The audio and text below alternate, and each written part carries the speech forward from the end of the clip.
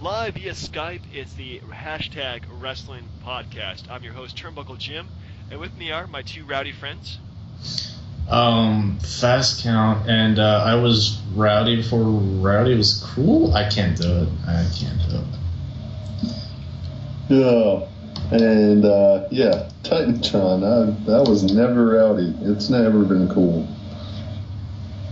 Get real there, Tim. Anyway, folks, so we're going to, of course, do our retrospective on the late Rowdy Piper. Can't believe I'm saying that. Because it sucks. We lost Dusty Rhodes, less than a month ago, it feels like. I mean, if you will, yeah. It's just seeing everybody out there again at the beginning of the Raw to do the 10 bell tribute, man. It's just, I don't know, it's pretty bad. Plus, my grandmother died this week, too, so it's been kind of been shadowing with death this past week. But we're going to go ahead and talk about Rowdy Piper because it's a wrestling podcast, not about Turnbuckle Jim. And then we're going to go ahead and talk about Raw from this week, and then finally do our SummerSlam 2005 review. So hopefully we'll have some fun, have some laughs.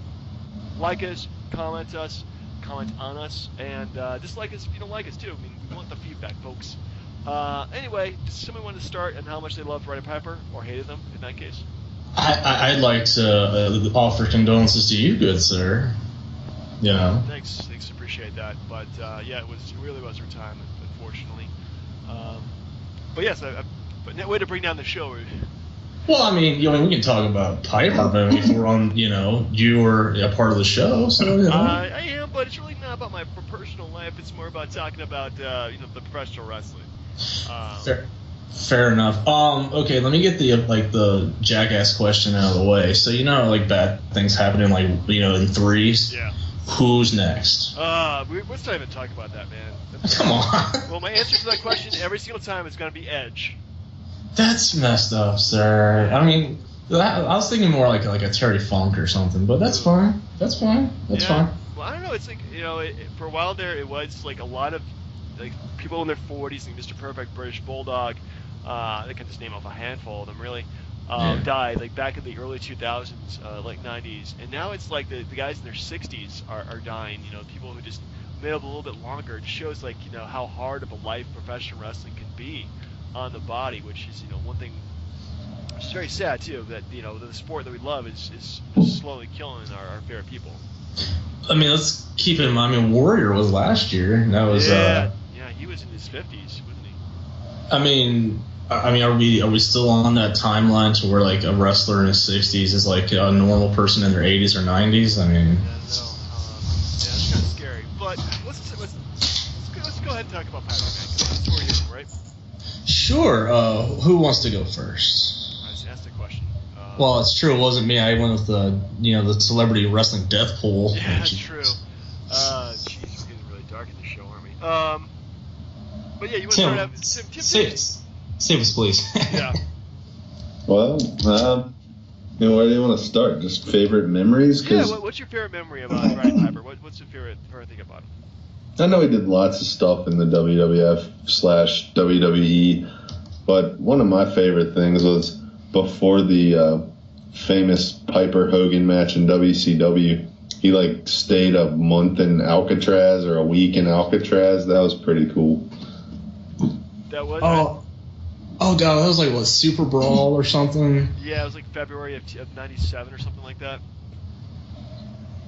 Oh god, yeah, no, it was funny because they started out the show like that. I'm supposed to believe he was in Alcatraz and that's gonna help him focus to beat Hogan. Oh, come on now. It's just that crazy, man. Yeah, his best part I thought was when after Hogan with his Zack Ryder look beat Savage at Halloween Havoc, then Piper came out and said you've never beaten me, and then that set up their Starrcade match. Yeah. I wasn't watching WCW at the time, but yeah, definitely from early, from late '96 to early '97, even beyond that. I think he wrestled for quite a while in WCW. But yeah, he was strangely influential. He's more of a tweener kind of wrestler too. He pretty much fought everybody. Yeah, he was never really I don't know. He was never really a main eventer, a consummate main eventer. Yeah. But he would main event once in a while. He'd be mid card. He'd even wrestle a jobber or two. It didn't matter. He'd fight anybody. He really would. Which was a good thing about him too is that he was really like he didn't have a huge ego, I think, in terms of what he did in wrestling. So that's probably why he never won the belt or demanded the belt, even though he probably brought in tons of money. Actually, my favorite Piper moment was WrestleMania 8, I think it was, when he lost the belt to Bret Hart. Yeah. And like his promo he gave before the match about like growing up with Bret Hart, and it was like they're friends, but he was bringing him down. Like everything he said, just really made it.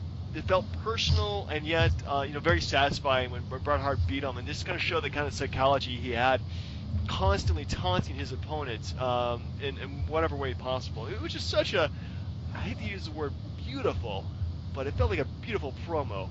And the match itself was just a great, clean pinfall win, and a great, really good back and forth match too.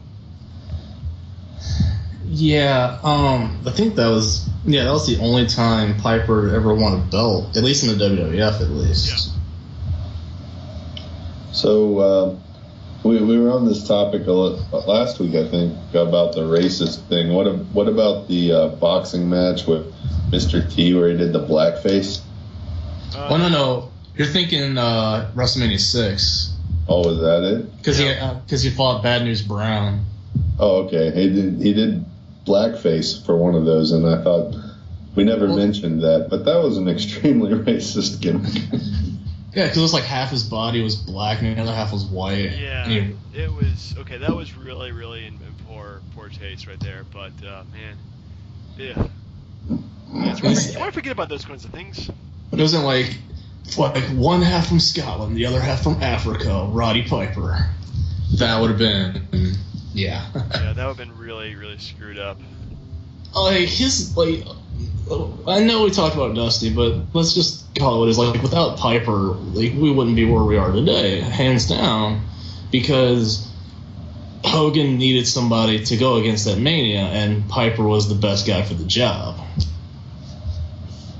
And he, like Hogan, also did an awesome 80s wrestling movie called Body Slam. Oh, God. Is anybody, Tim, Jim, you read Wrestle Crap, where it's talking about, like, Hell Comes to Frogtown or something, or something god-awful. Like, they've made some bad movies. There has been some really bad wrestling movies. Man, there's no good wrestling movies, let's just face it. They're all pretty crappy. No Holds Barred? The only good movie about wrestling was The Wrestler. And even that, it's just a painful movie to watch. Yeah, I felt like that was kind of subconsciously about Jake the Snake. It was everything about Jake the Snake. Oh my goodness. At least Marissa Tomei looked hot in it though. Man. But yeah, definitely we wouldn't have a lot of stuff about Piper. I mean, he really was, I think, like the first guy who got over by trash talking, which is something that I don't think anybody else really did, especially as a wrestler. But maybe they did. It's just that he made it so big and became like a national figure for doing that too. I mean, everything was right. Because without Roddy Piper, we wouldn't have Hulkamania, because he was the consummate bad guy who had to try to be defeated by Hulk Hogan. Yeah, and like he had that thing that he was so proud of, for the fact that like he was never pinned for like 7, 8, 9 years or something crazy like that. Ridiculous, yeah. I mean, but then like Bret Hart was the one to do it at WrestleMania. But I guess a lot of his stuff, like it's tough to describe, because like he kept leaving the company for so many freaking times. Like he left after WrestleMania 3 because he wanted to go be a bigger movie star than Hogan or something. Yeah. Then came back. Then he left again. Then he came back. Then he left again. Then he came back, left again. Came back for WrestleMania 12 for the Goldust match, which was fantastic. And then he left again and went to WCW. And then he came back at WrestleMania 19 in the Hogan McMahon match, which was fantastic as well. But like he hasn't had a long sustained run in one place. Well, I know he's run between like 89 to 93, 94, 92. Actually, that was only 3 years. Yeah, he really never had like that super long run. But I think too, like, if he had a long run, he definitely opened the doors for guys like Savage and the Ultimate Warrior.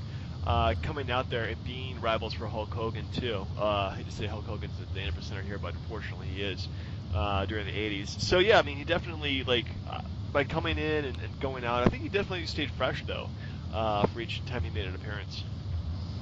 Yeah, I don't know. He's like that one guy that you're like, if anybody during the Hogan era should have been champ besides Savage, it should have been him. Because Hogan chasing down a heel would have been a lot better than Hogan just beating everybody all the time. Agreed. Definitely would have been more interesting if he had gotten the belt. I mean, I think if the wrestling back then was a lot like it was scripted today, he would have won the belt quite a few times over. But yeah, actually, does anybody remember him doing commentary? Oh yeah. You mean for like, he did it like during the Bret Hart Mr. Perfect match. I know that. Yeah, like he did it during I think Survivor Series 1990. The Undertaker's debut. Yeah. Yeah, he came out. He did that. I don't know why they had him on commentary though. It was kind of. Well, like he had an accident or something, like because you remember like he was on the crutches and everything for a while. Yeah, he got himself hurt, so that's probably why. Like we gotta use him for something. Might as well have him as a commentator. Yeah, I mean Tim, you could speak more to his WCW stuff. I mean, he had some crazy moments in WCW too, for that matter. Oh yeah, it was mostly just feuding with the NWO and Hogan. I think he had some stuff with Bischoff too, but again, that's more NWO related. He teamed up with the Warrior and DDP, I believe it was, to fight some people. And yeah, like, do you remember like when he was like fighting with Flair over like WCW? I can't say that I recall it, but I'm sure it happened. It was so freaking bad. Or okay, I'll give you guys like the best scene I think I've ever seen as far as like a botchamania. Like if they ever put it on, I know it's on YouTube at least. It was like the night after Starrcade, like '99. I think it was like Bret Hart and Goldberg won a match for the title.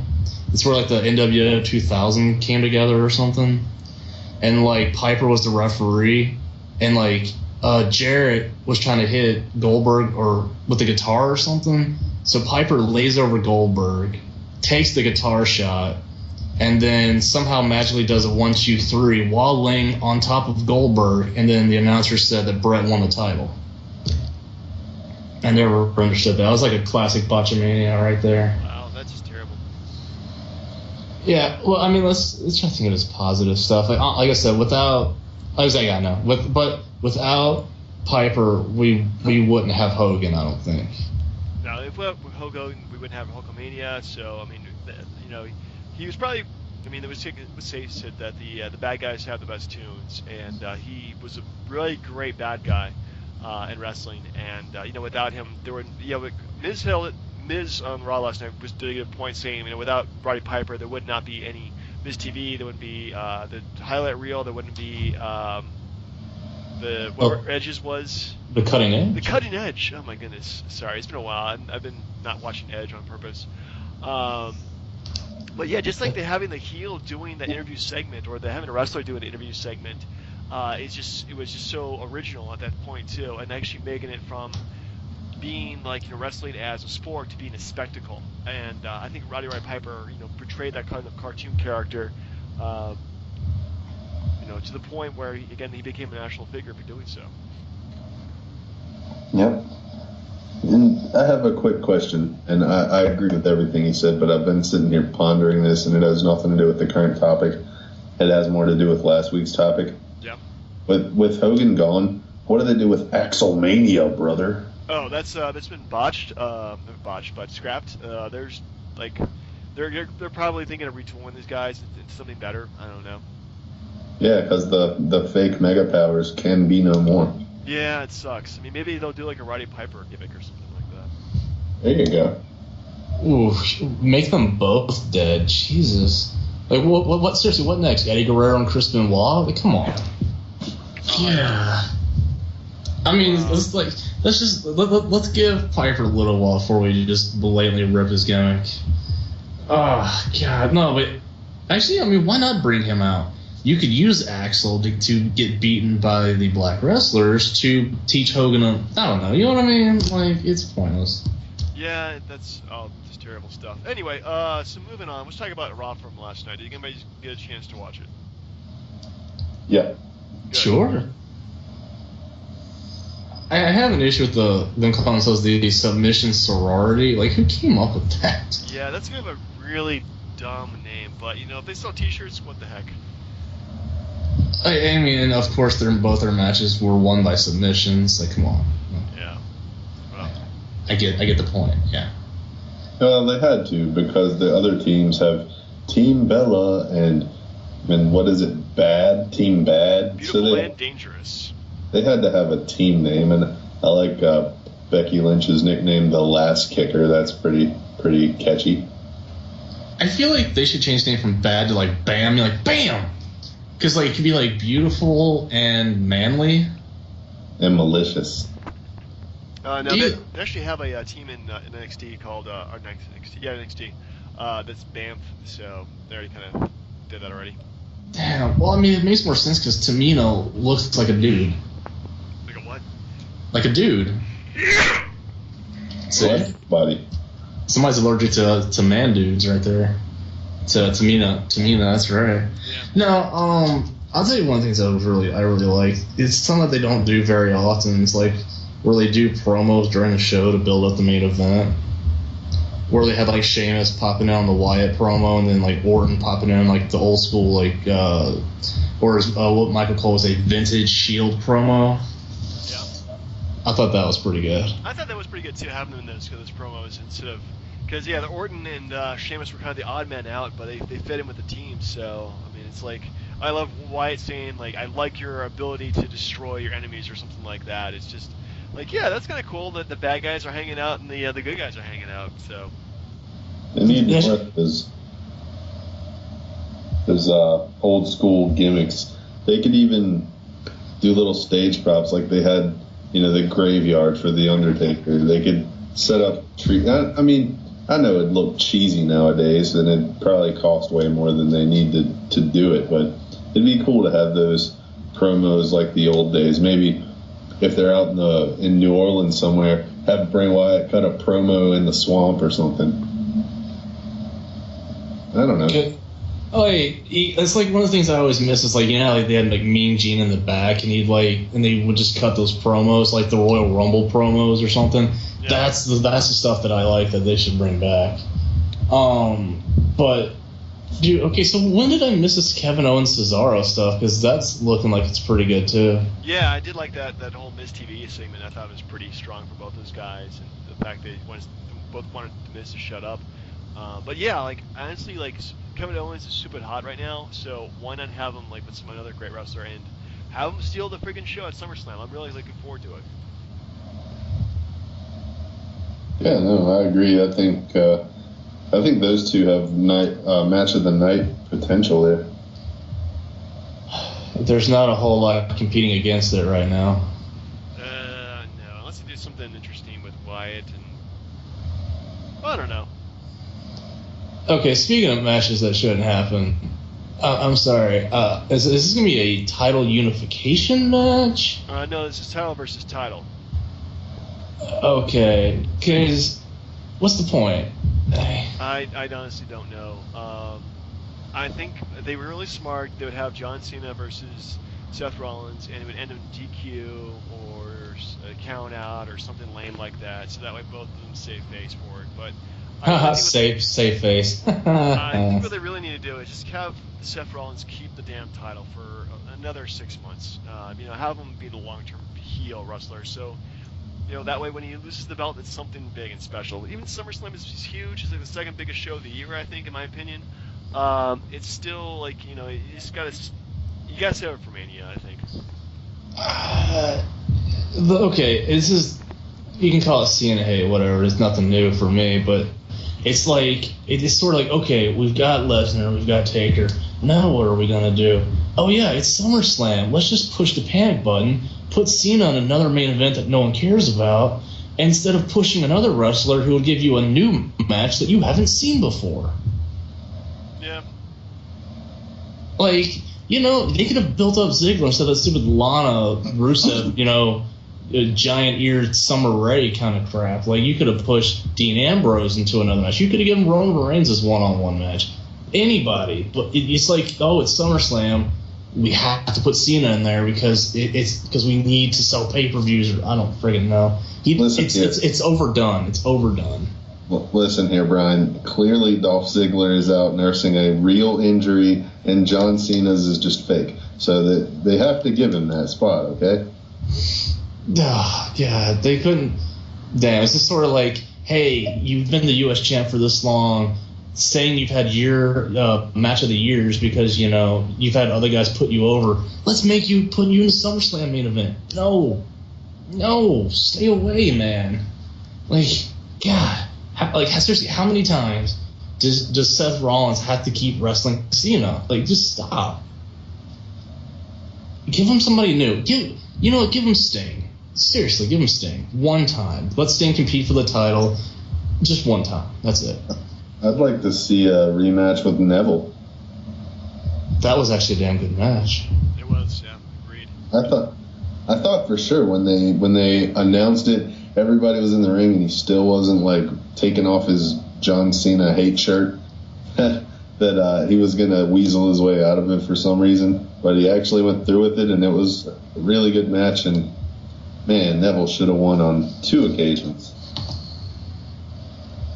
Okay. Can we crap on, not crap, but can we just get mad at WWE again for the fact that anytime you put somebody into a freaking match with Cena, that you got a guy that, like for Seth Rollins, who's a heel and you want him to be a bad guy, he brags about breaking Cena's nose multiple times bragging about it, and the fans are eating it up. Like, it's not like, boo, the fans love that he broke Cena's nose. I mean, like, don't they get the hint that, like, he's not somebody people want to cheer anymore? I'm sorry, I'm done. I'm just, like, because it makes, like, who do you guys root for in this match? I'm going for Seth Rollins, man. I am. Because I think he really needs that win to put him over. Beating John Cena will definitely, because he's looked really, really weak as a champion so far, and, he needs a good, clean win. Now, one question for both of you, because this has been a trend. It was broken last year, but the trends for SummerSlam lately was a Triple H sticks himself as a referee in the main event match so he could be back in the spotlight. Does anybody see that happening? Not with the Authority. I don't think that's going to happen. Well, I mean, I'm talking about maybe Undertaker and Lesnar match or something. Yeah, I could see that. Just to ensure that everything goes well. Yeah, God, anything. Okay, so let me get straight. So is Paige the number 1 contender now for Nikki, or did they announce that? I think she won a battle royal that I did not see. So yeah. All right. So are we getting the IC title match? I don't know at this point. Ryback's condition hasn't been confirmed or anything, so I think maybe it's a big maybe right now. Now, one funny thing I just thought of. So if it's title for title, right? So whoever wins, if it's not a DQ, would walk with both belts, right? That's probably what's going to happen. So if Sheamus came out and cashed in, would he have to stop and specify not that belt? Stop! No, not the U.S. title. I'm not that stupid. Come on. I doubt he'd be that dumb. He really looks stupid. I mean, okay. Speaking of him, did he just get a nose ring, or did I just not notice that? You just noticed that. It looks okay, yeah. But as far as I thought, Raw was pretty good. Okay, forgive me. So we always used to rip on Michael Buffer for getting paid to just say let's get ready to rumble at WCW pay-per-views. Do we know how much Lesnar gets paid to just stand there while Heyman screams Brock Lesnar? I honestly don't know how much he's making a year, but I think it's pretty. I think it's comfortable money. So. I've never seen anybody get paid that much to not talk. Oh, have you ever heard him talk? They probably pay him not to. Yeah, Brock Lesnar is one of those guys where he looks perfect, but get him on the microphone, like anything pre-taped, he looks stupid. He sounds like a 15-year-old sometimes. Yeah, I can't do an impersonation for him, but yeah, he sounds like he just hit puberty. Or it could be like Suburban Commando when Undertaker talks and he talks like a girl. He's like, I'm gonna get you, Ramsey. Okay. Another cheesy movie. Yeah, that was not great. Look, at was Hogan's best movie. That's saying a lot. His best movie was Rocky 3, let's face it. Oh, come on. No, come on. That's like giving The Rock credit for like the last couple Fast and the Furious. You've been watching Ballers? I guess you'd probably have. You wouldn't have HBO.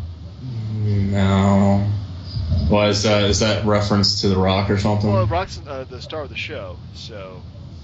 No idea. Then. Whoops. Yeah, it's actually incredibly boring. It's like, man, it's just a dull show. Like, there's nothing that exciting. There's no drama on it. I'm very, very disappointed with it. There, set my piece. All right, you guys ready to move on to? Actually, before we do that, grade for Raw. Give it a B. B? Solid B. Tim? B plus. B plus. All right. I'm gonna go with. I'm gonna go with B. I think it was a very B show. Like, it wasn't. There was a few crappy moments to it, but I think overall it did pretty well. Oh, okay. One of the things that I wish they would never do again is have Brie scream like she's like a tennis girl at a match or something. Like, it's so dumb because I saw her like do an elbow to Becky Lynch. She's like, yeah, or some crap like that. Yeah. I don't need to hear her ever. Yeah. I rather hear Becky Lynch talk. Becky Lynch has got a very thick Irish accent, but it's still pretty hot. I would totally like to get my last kick by her. So you're saying never mind. Now I was gonna make a Ronda Rousey joke, but it's not worth it. Actually, wouldn't mind getting my ass kicked by her either. So. Who? Yeah. Seriously, as long as she touches me. Yeah. Great. Now you have me distracted thinking about Ronda Rousey. Rowdy Rousey. Did you see that she did that dedicated match to Roddy Piper? Of course. Yeah. I mean, it's the best 34-second match you didn't pay for. You could literally blink and miss the whole match. So yeah. Anyway, so SummerSlam 2005, almost 10 years ago, August 21st, 2005. The last pay-per-view that I even saw live, so that's why I picked this one out for this week. It was me, who else is there? Oh yeah, Commissioner and Chairshot, two guys who have been on the show, but are no longer with us on the show, unfortunately. Anyway, so coming from you live from the then MCI Center, now the Verizon Center in Washington, D.C., the town closest to my hometown. So you just want to run through the matches, or you just want to do like overall feel of the card first, and then we'll talk about the matches individually? Man, I think the fact that like for 2 straight years, Eugene has been in a match with like a main event champ type of talent, it just blows my mind. Absolutely blew my mind. Like, it's sort of like, okay, we don't have anything for you, so Eugene, why not? But anyway, Tim, thoughts about this before we go into it? I say let's just run down the list. Yeah. Before we do that, though, I must say that this was actually the best crowd I've ever been to for a wrestling event. Everybody knew their chants. Everybody was super excited for the whole thing. This was actually the first night where there was a split between Let's Go Cena and Let's Go somebody else. So I like to say that I was part of this the trend. which side of the trend? I'm not gonna say right now, but yeah, I'm gonna say that I was a trendsetter. Cena bandwagon. Yeah, this is like just right after Dr. Thugonomics had pretty much almost ended, and I was a huge Dr. Thugonomics fan. So yeah, this whole like transition to making him the babyface champion was just really kind of awkward situation for me. But anyway, let's move on. So the first match we have, Chris Benoit defeated Orlando Jordan via submission for the WWE United States Championship. That's not cheapening the belt. In 25 seconds. Wasn't Orlando Jordan having the belt cheapening it as it was? Yeah.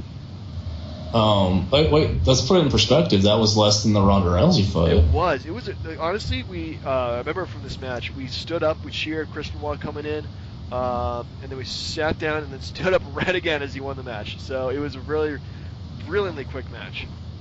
I'm not a fan of these little quickies that like start off the pay-per-view, like the Daniel Bryan Sheamus match from that one WrestleMania. Oh god, but, that was terrible. That was a disservice to Daniel Bryan. Yeah, so it's sort of like, yeah. I mean, what's the point of even having it on the card? Like who cares? It's like, wow, he won in 20 seconds or something. Who gives a crap?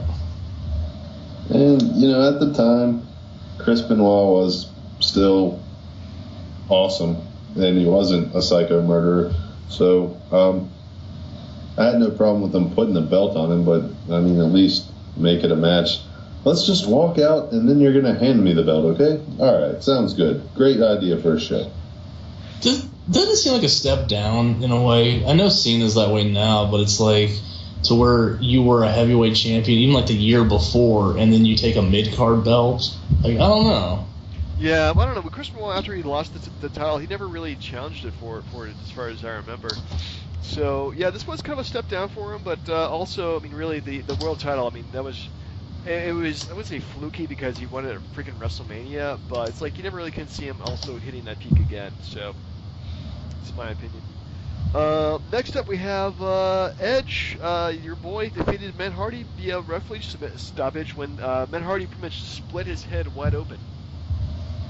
Man, I can't believe you said Edge was Tim's boy. What's up with that? No, he's your boy, Brian. Oh, of course. This is the dumbest match on the card, and that says a lot. Yeah. Like, such build-up. Like, really, really good build-up with, like, Matt Hardy not being announced when he would, like, kick Edge's ass in the back. And then, like, he got brought out in the limo by Vince to sign contract, and the crowd went nuts. And then they made him look like a bitch because he kept crying over Lita leaving him. Which, I mean, you could understand why, but, dude, but the match, was nowhere close to what it should have been. And they feuded for a little while after that, but they should have stole the show with how much they hated each other. Yeah, well, I think it was pretty much the way that the bump looks. He hit his head on the back of the turnbuckle, or the top of the turnbuckle actually. Not actually top of the turnbuckle, but the turnbuckle post. I got to be more specific there. So I think it was accidental, and then the match really should have gone on much longer. Because if you look at that cut, I mean, it looks sick. I mean, he's bleeding, not just like his cut, he's bleeding, gushing blood from his head. Probably one of the sickest cuts I've ever seen. Yeah, but that still wasn't the PG time where they would stop a match and stitch him up right there. Well, the thing is, no, he actually needed to be stitched up. He looked really bad. He could not continue that match with that cut. So you're saying that they called it on the spot instead of what it should have been? I think so because I mean, he would not have bladed himself. That was definitely not intentional at all. You mean like Lesnar and Roman Reigns?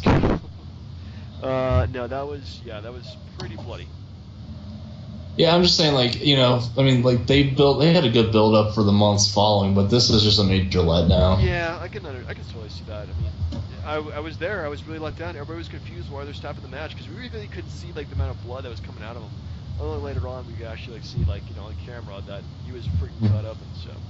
Well, I mean, this did a lot to build up Edge because it's sort of everyone knew the story was legit, and he stole. Lita, cheated on his wife with Lita, and then, kicks Matt Hardy's ass. Yeah. Nobody wanted that. No, actually, when did he win the belt for the first time? This is soon after this, right? It's January of the 06. Yeah, so he was on his rise at this point, so. Yes, sir. Matt, anything you want to add to this match? Not Matt. Tim, oh my goodness, sorry. Where is Matt at when you need him? I don't know. We need Matt. Actually, hey, somebody play me Matt Hardy's music because it's just so freaking awesome. Oh. Which one? Yeah, I was talking about his TNA music or something. No, his WWE music. He was coming down to the ring. I'm on it. I'll get the Mattitude stuff up for you. Yeah, I love some Matt Facts. I miss that gimmick, man. I was actually Matt Hardy was one of my boys back then. Something a tornado. I can dry up. I can stop a tornado. Yeah. Give me a second. I'm trying to get the volume straight on this, but let's keep going while I'm efforting here. All right. So next match we have Eddie Guerrero losing to Rey Mysterio in a custody on a pole match. Oh, I'm not gonna call it a pole match, but a custody ladder match. 20 minutes, which was almost the second longest match of the night.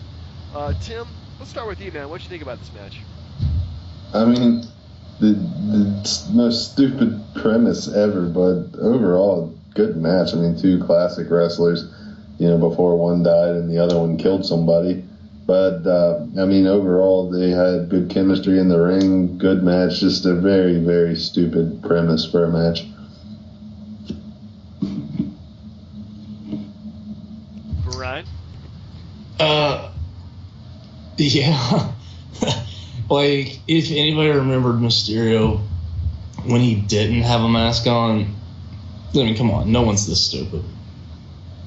No one's that dumb. At least they shouldn't have been like, oh no, that was really Eddie's kid. Please, just shoot yourself. But holy crap, it was a really good match.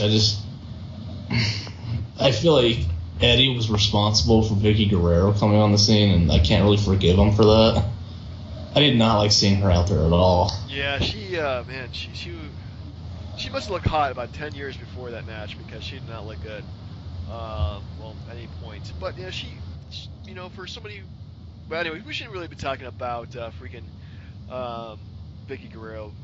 But yeah, this match, I felt it was kind of a spot fest. Like they would go from like one big spot to another big spot, and then they would do some kind of crazy maneuver, like jump off the ladder or through the table or something like that. And actually, there's no tables involved, but you get my point. There was a big, one spot after another one, but still a great match.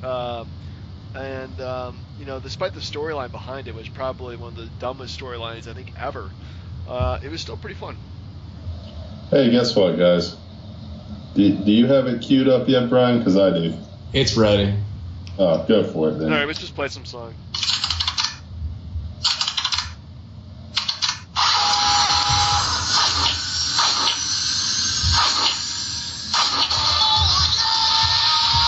Come on, where's the fun fact?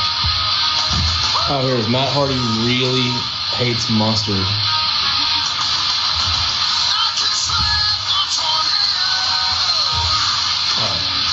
Slam a tornado?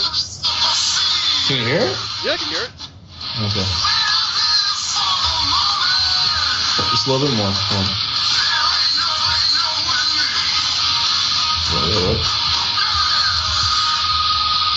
There you go. Oh, yeah, that's me. I'll listen to it like 20 times in a loop after this. Anyway, where were we? I used to think that song was absolutely hilarious because you get the slap a tornado, but I know what the second verse says, but I also know what it sounds like, and it sounds hilarious. Yeah, well, the whole gimmick was just hilarious. It was probably one of the best, underappreciated gimmicks of all time. I like how he kept giving everyone the shocker and no one really cared. Yeah. Next up, speaking of shocker, we have Kurt Angle defeated Eugene with Christianity via submission for Kurt Angle's Olympic medal at 4 minutes 31 seconds, just as short as the Matt Hardy Edge match. Brian, we'll start with you, man. What are your thoughts on this match? Christianity was hot. Despite having a 5-head, she was pretty hot. Yeah, that was really the only good part. Like, the fans were booing Eugene. Oh, we freaking hated everything. Eugene. Yeah, I don't know why. Because it's a stupid gimmick that ran its course. But yeah, it was a retarded gimmick, and well, you said retarded gimmick. Damn it, I can't. Wow, that really came out, didn't it? Man, I should not use that. Well, his gimmick really was. He was retarded. Yeah, but they let him wrestle. I get it. It was one of the dumbest premises ever. Yeah, consider the fact he was actually he was a really talented wrestler, and he got over originally, but he just got pushed down everybody's throats when he got tired of it. So, very sad. Tim, what you think of this match? It was a filler match, stupid premise, and underutilization of a great talent like Kurt Angle. Damn straight. Poor Kurt Angle. Next match, we have Randy Orton, legend killer at this point, with hair, apparently, in 2005, defeated The Undertaker, holy crap, in a singles match in 17 minutes, 17 seconds. Hey, did The Undertaker also have hair? Yes, he did. He had quite a bit of hair back then. He doesn't so much anymore. But yeah. Yeah, it was the legend killer era then, right? Because he was targeting all the old legends, trying to take them out. Yeah. And he took him out. He did, with the help of his dad, too, so. Yeah. Keep it in the family. And not necessarily a fan of the fact that like he was trying to take out old legends, and then 10 years later, Undertaker's headlining SummerSlam. Just throwing that out there. Well, Undertaker, oh my God, has been around for freaking forever with the company, so it just shows you the durability of the Undertaker. Because at this point, he had been around for almost 15 years. So you talk about a long run with the company. Yeah, this is it. The Undertaker is probably like the longest run with any wrestling company ever. Dude, like this is one of those feuds, man. That like it was so messed up from the get-go because. Orton had just come over to SmackDown in the draft, so he needed to get his revenge win on Undertaker. But like, I think we talked about this before, where like Bob Orton had like Hep C or some shit, but then he got cut open, and like his blood touched Undertaker, and he flipped his shit about it. Yeah, there was something about that backstage that like he was like wrestling with hepatitis C or something like that. So. Yeah, that was not a highlight of the feud, if I may say so. Definitely not. But anyway, still, the match itself I thought was pretty good. Yeah, it wasn't bad. But let's say this. Spoiler alert, 2015. Randy Orton comes in, RKO out of nowhere. Brock Lesnar beats The Undertaker. And then he says, I finally killed you, bitch. Because remember, Brock Lesnar is screaming, I'm going to kill you. Well, Randy Orton's the legend killer. Nobody kills legends like Randy Orton. He's like, I've been waiting 10 years to do this. Exactly. Oh, God. Now, what? Okay, that would actually be good, but I would rather Sting come out there and set up their Mania match. Yeah, it's a possibility. Yeah, okay, cool. Anyway, next up we have what I consider the best match I've ever seen live, and that includes tons of matches. John Cena defeated Chris Jericho to retain his WWE Championship in 14 minutes and 49 seconds. Please tell me why. Why it's the best match I've ever seen. Well, this is the best match I've ever seen live. There have been better matches, but number one, the crowd was stupid hot. Like, it wasn't just like, let's go Jericho, let's go Cena during like 85 minutes. Like, this entire time they were into that. I don't think I've ever been in a crowd that's been so into a match like that. Number two, I mean, there's like these guys too, like, had great chemistry in the ring, had great timing. We were able to do a really good back and forth match. We really didn't know who was going to win it. The fact is, Jericho, legend, versus John Cena, also legend. I just thought, those factors combined, it was, the best match I've ever seen live. Now, watching it afterwards, again, on TV, it's not so good, but seeing it in a live crowd like that, it made it like a freaking like unbelievable experience. Tim? Yeah, I mean, you just failed to comment on good John Cena matches. I understand. The difference is it's not a good John Cena match, it's a great Chris Jericho match. There's a difference. Like, because I mean, I read the book, so you find out afterwards that like Jericho was leaving the company anyway, so he just basically put Cena over and walked out the door. So I mean, I'm fine with that, but I mean, like, it's kind of, when you look at his first run, his feud with Jericho is overlooked, and you look at like his Kurt Angle, like his Triple H, his Edge stuff, like Jericho stuff seems to be forgotten about. Yeah, because that was his first big feud being champion, so yeah, you kind of forget that he was feuding with both not just Jericho, but also with Eric Bischoff too, so. And they had that Battle of the Bands thing where Cena did a rap and then Fozzy was playing or something on Raw that one time. I totally forgot about that. So, I mean, that stuff was pretty good. I don't know. Like, just keep going before I start over again, please. He was good. Like, Cena was okay at the time, but I still think he's like what Roman Reigns is right now. Like, the crowd sort of likes him, but like he's not, like, he doesn't have the moves, or like he hasn't done enough to get the belt. That's just, I thought Cena was like a year away. They pushed him too soon, honestly. Yeah, that's a good point. I mean, but still, I think this is being his first big title defense. Again, all those factors I think definitely contributed to being an excellent match. Well, like, he had because he moved from Jericho straight to Kurt Angle, so I mean he had to have a good match with Jericho. Yeah.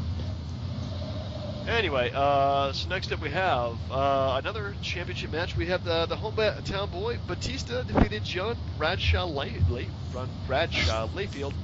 in a no holds barred for the world heavyweight championship in 9 minutes and 5 seconds. Tim, let's talk about it first. Please. Well, I mean, just like Batista talked about later on, Batista and John Cena both got their pushes at the same time. You know, winning their belts and getting real popular because, you know, Batista was a beast. And other than that, I mean, who thought JBL was actually going to win that match anyway? I did. I seriously did. I bet Commissioner Travis a beer bet on this match, and I lost. Damn. I know. Shit. Sorry, go ahead, please. But yeah.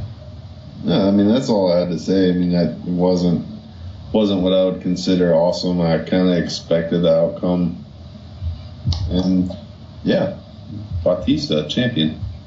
You know, this is the time that I hated Batista more than Cena because Batista couldn't wrestle his way out of a paper bag at that point. Seriously, like a 9-minute match, like get out of here. It was like he couldn't wrestle at all. He made Cena look like Bret Hart. That's all I'm saying. Yeah, he was definitely not. This is definitely not the best match ever. In fact, I think it was really bad they put this like right after John Cena and Chris Jericho because it was kind of a very big letdown match for all intents and purposes. Just not that exciting. I mean, he was in his hometown, which is great. Everyone was excited, but I don't know. Didn't it end with like the power bomb on the steel steps or something? Yeah, it did in the middle ring like that. I mean, that was kind of cool. They did that. I mean, it's good that Bradshaw takes those kind of bumps too. But yeah, I mean, this is definitely. Yeah, probably the only thing memorable about this match, I think I still have it around somewhere, is the fake JBL Bucks. Oh god, I used to have those. Those things were awesome. Those things were great. Like they come in from the ceiling, they're like, "Hey, free money." Oh wait, this is just JBL Bucks. So it was still a kind of cool souvenir, though. Yeah, I remember like Travis gave me a couple of them because you guys caught a few. Yeah, we did. Like we caught up a bunch of them actually, and they're all over the place afterwards too. Which is one thing I hate using confetti and all that shit before matches because they get everywhere. I'm looking at you, Johnny B. Bad. Yeah. Anyway, so we come to our. Don't you wish you were there when Donald Trump dropped money on the crowd? I don't know. I wouldn't take McMahon's money to save my life. Yeah, this is true. So finally, we come to our main event: Icon versus Legend. Hulk Hogan versus Shawn Michaels. And match that went to, my goodness, 21 minutes and 24 seconds. And of course, Hulk Hogan ultimately winning via the leg drop. Brian, you want to start with this match? The worst match on the card. I'm not even joking. Like, and I mean, when you read back on it, they were supposed to have done a rematch at like the next pay-per-view, but like Hogan hated how Shawn was acting like a crybaby about losing to Hogan, so he's like, "Screw this! I'm not doing this." And you could tell because he oversold like a motherfucker. Like it was blatantly obvious to where like I'm sitting there, I'm like, "Is this really happening?" Like because there's a point between like trying to make a point and then just embarrassing yourself and making the whole business look like crap. And to me, that's what it did because he made Hogan look bad. He made him look bad, and he just made wrestling look silly. Yeah, he definitely oversold during the match, but I don't know. Maybe that was kind of part of the campiness of the match itself. Tim, what you think about it? I kind of mirror those same opinions myself. It's like Hogan had no business winning that match, but he was over with the crowd. It was Hulkamania's back in WWE, blah, blah, blah, and leg drop, boom, and whatever. A leg drop is not devastating. I don't care who you are. But, I mean, overall, for kids and fans of Hulk Hogan, great moment. As a realistic wrestling fan, you look at it and you're like, it probably shouldn't have happened that way. It's like one of those matches that really should never happen because like it's sort of like, they're just. Shawn Michaels is like super small compared to Hogan, and you're like, Hogan's in his 50s. He's already had like a couple of hip and back injuries. Who takes this seriously? Like, oh, it's so bad. Yeah, I mean, this is like him in early 50s too, wrestling, and then for 20 minutes of that. So yeah, I mean, watching it again live, you have that live feel experience. It's Hulk Hogan coming down. It's your childhood idol coming down to real American and doing his shtick, and seeing that live is really cool. But then again, he's in his 50s when he's doing this, and so taking on Shawn Michaels, who's probably one of my easily top 5 wrestlers of all time. At least seeing Shawn Michaels wrestle was pretty cool. And Shawn Michaels had great psychology during this entire match, and actually went back to being a heel for this match too. So yeah, I liked it live. It was very fun watching it live. Probably went longer than it should have, but then again, they probably had an extra time to work it out. I do like the one moment when the crowd is chanting, "We want Brett," and Shawn just mouths out, "We want Brett," and starts does the sharpshooter to Hogan. I thought that was just so cool. Now, the best thing about this, by the way, was the promos leading up to it, because Shawn just killed Hogan in the promos. Yeah, he was great in the promos. I loved his Larry King Live gimmick. Where he went on the fake Larry King Live and then up super kicking him, and that was genius. But yeah, so overall though, let's go with you, Brian, because you're gonna be pretty negative on them. What grade would you give this pay-per-view? A C at best. C at best. Tim? B minus. What? B minus. E minus. Is that what you're saying? Is E or A? You're coming in kind of weird right now. No, B like boy. Oh, B as in Bravo. Okay, so B minus. Okay. Well, I gotta say, watching the show 10 years ago, live, not like watching it 10 years later, I would actually give it an A+. Whoa! Yeah. Somebody's got sentimental goggles on. It's got some great sentimental value because this was a fun one to watch live, and I think again the crowd was really into it too, which made everything more exciting. Watching it again, I mean, it's got that sentimental value to it, so I'm gonna say at best probably a B, because I mean these matches, some of them they just don't hold up. Like Hulk Hogan and Shawn Michaels, like it just doesn't hold up. Batista versus JBL, that wasn't good anyway. There's some like Chris Benoit, first match, second match, Kurt Angle versus Eugene. So there's maybe only like 2 or 3 good quality matches in it. So, but I would say that what's quality is pretty good. So. Excellent. So anyway, what pay-per-view are we gonna do for next week? Sir, SummerSlam 2006. 2006, the next year. It had Batista and King Booker, Mick Foley and Flair in a 2 out of 3 falls match. Really? Yeah, it had DX against Shane and Vince. Okay. And then it had Edge versus John Cena for the title, and where if Edge got disqualified, Cena wins the belt. I see. Okay, well actually that looks like a pretty good card. I'm into it, so let's check it out. Oh, Big Show versus Sabu. Yeah, for the ECW title. There's a bad botchamania moment. You'll see it. Okay, well at least that does sound pretty cool. So, I think I barely remember watching this live, but this was like almost 9 years ago. So yeah, I'll try to do that. Top 5 list for next week. Are we still trying to do our top 5 matches they should put on TV? I mean, yeah, we've been putting that off for like a month now. Oh my goodness, because shit keeps on happening. Like we have Hogan, we have Piper. Hey, is it too late to change my SummerSlam vote because we didn't talk about the limousine scene where the Divas were soaking it up with the keys and all that? Yeah, you can change your vote if you want to. All right, B+. That was a good part of the show. I gotta admit that was pretty hot. But something they could never do again, unfortunately.